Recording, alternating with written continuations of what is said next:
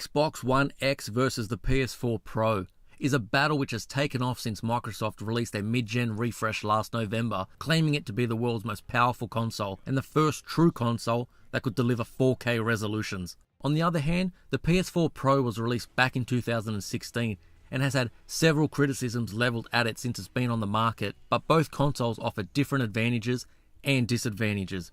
Both of these consoles are a solid investment to consumers and gamers, and having both is the best of both worlds. But for those who choose to only buy one, or for those who only have access to one, or if you are trying to decide which one to buy, let's put these two consoles head to head and see which one comes out ahead. First up, we have graphics, and it'll be no surprise here that the Xbox One X wins out as it should. It was released a year later, which allowed Microsoft to pack it full of hardware which would push console gaming graphics performance forward.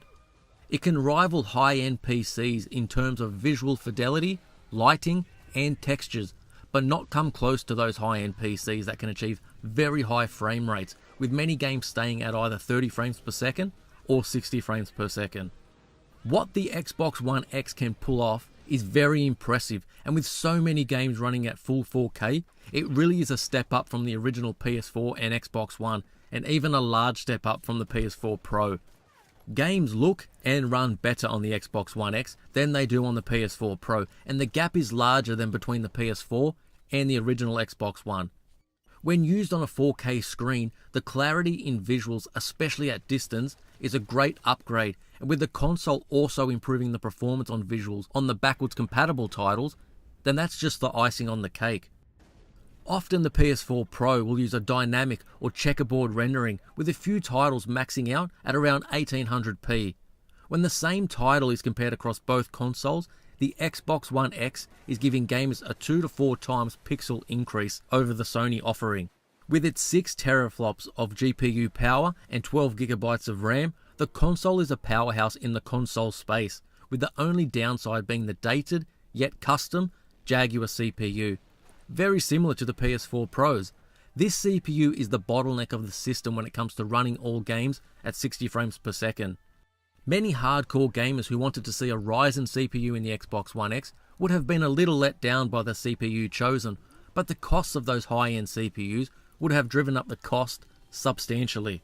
So, the Xbox One X provides better graphics and performance, but I'm by no means saying that the PS4 Pro will not impress you with its visual offerings and even rival some of the best looking games on the Xbox One X console. The likes of Uncharted 4 and Horizon Zero Dawn, for example, apart from not being native 4K, are stunning games to look at with an amazing attention to detail that rivals the very best games. The downside of the PS4 Pro graphically though is that titles need to be written to take advantage of the extra horsepower, whereas games automatically gain increases in resolution and performance on the Xbox One X with very little effort required from developers. This gives the confusing situation for Pro owners in that you'll need to research whether your favourite game takes advantage of the console or not. There is no doubt that the Xbox One X is the better console when it comes to hardware and being able to output the highest resolutions and best performance in the console space. It is to be expected from such a newer console, but the Pro is no slouch either. Now we get to the games, and this category can simply be split up into the exclusives for each console, as well as the many multi-platform titles that grace both consoles.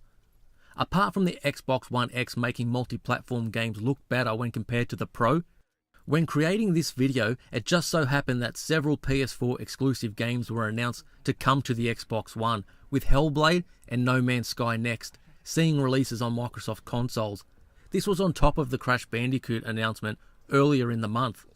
With Sony losing some of these exclusive titles, it has turned the focus as to which other games would make their way across to the Xbox One, with many speculating that Nier, Automata, and Nioh may be the next games to go multi-platform on consoles.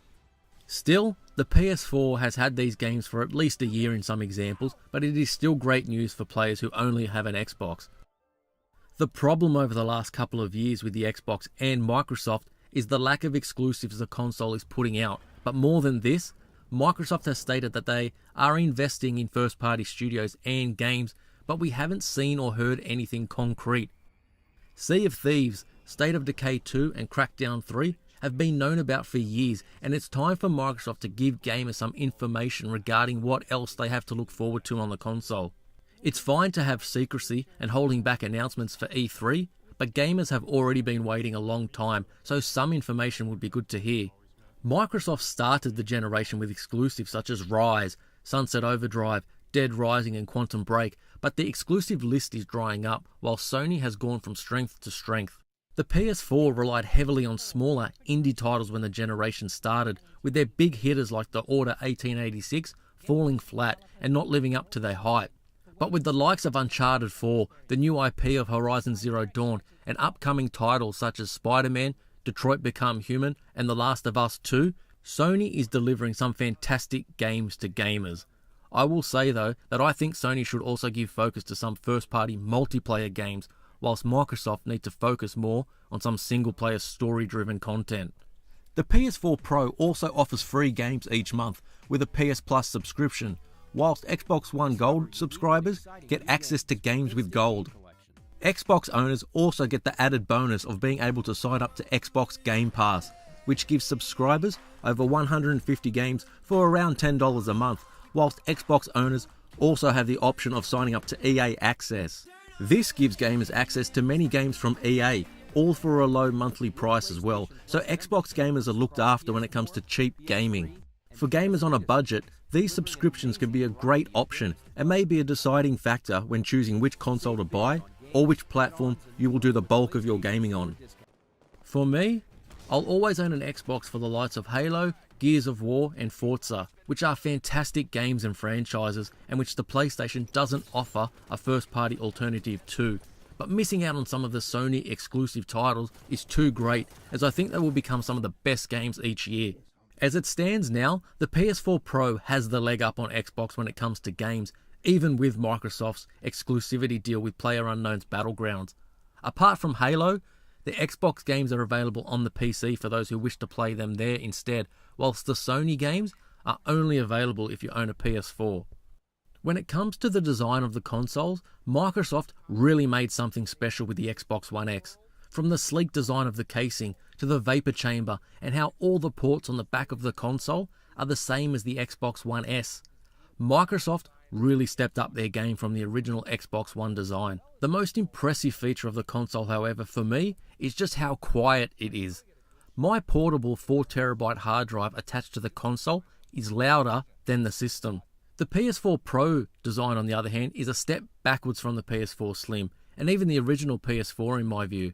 My two main issues with it is just how large it is and the noise of the fans, especially when highly intense action scenes are being played out. And I'm sure I'm in the minority too when I say that I actually prefer the Glacier White version of the console compared to the black. Now, in terms of the user interface with each system, they are quite similar in their ease of use for this gamer, but they are very different. Microsoft continually adds new features and design changes to the console, so the user interface can change quite frequently, as opposed to the PS4 interface not being updated anywhere near as often. When using both, I feel that the Xbox One interface feels like you are more connected online with the gaming community and your friends. Whether it be the activity feed, the Mixer tab to take you to streaming channels, I find it has more online focus, which I enjoy having. The PS4 interface has many online features and capabilities too, so many of the same features are there, it's just all laid out differently. Microsoft have made significant advances in terms of the UI speed, but I find the PS4's is simply faster. Another feature of the PS4 interface, which also incorporates the hardware, which is fantastic, is that of the share button on the controller. Sharing screenshots and videos to social media is a breeze with the PS4. The Xbox One has only recently received the same feature, but without a dedicated share button, the PS4 is home to one of the best features. Both the Xbox One X and PS4 Pro will provide any gamer with hundreds of hours of gaming content, and both systems are a step up from their original consoles, especially with the Xbox One X. The PS4 Pro is older and so is less powerful, but it is the only home to some of the best and most entertaining single-player story-driven games going around. If we are talking strictly hardware, then the Xbox One X wins hands down, but these are devices we buy to play games, and with this in mind, the PS4 Pro easily competes with the Xbox One X and then some. Xbox One X is dominant when it comes to multi-platform game performance, but Sony takes the crown for the list of exclusives. This could all change at E3 with Microsoft tipped to announce new games in development and perhaps even new game studio acquisitions. But Sony will be making their own announcements though, so whichever platform you choose, just know that there is no wrong decision. It's a great time to be a gamer. Do you own an Xbox One X or a PS4 Pro, or did you choose to stick with the original consoles? Will you be upgrading to one in the future, or will you hold out until the next generation of consoles? Let me know down in the comments, and if you liked the video, please hit that thumbs up. Subscribe to the channel for more gaming opinions, news and reviews. This is Max Power, and I'll catch you on the next episode.